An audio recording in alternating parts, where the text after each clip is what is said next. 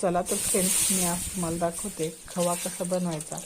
साधारण 3 लिटर मी हे दूध घेतले. प्युअर दूध आहे, म्हशीचं दूध, फुल फॅट मिल्क आहे. याच्यावरची साय वगैरे काही काढलेली नाही. तर मी चुलीवरती बनवत आहे.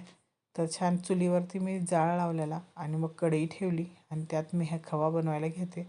गॅसवर बनवत असाल तर मोठ्या गॅसवरती केलं तर चालेल, पण दूध उतू जातं. कंटिन्यू ह्याला हलवावं लागतं आणि कढईलाही लागू देऊ नका, नाहीतर मग खव्याची टेस्ट बदलते आणि कलरही बदलतो. तर हे अशाच व्हिडिओ पाहण्यासाठी चॅनलला सबस्क्राईब करायला विसरू नका आणि लाईक करायलाही. तर हे मी साधारण 1.5 तास ह्या खव्याला हलवले, मीडियम जाळ ठेवलेला.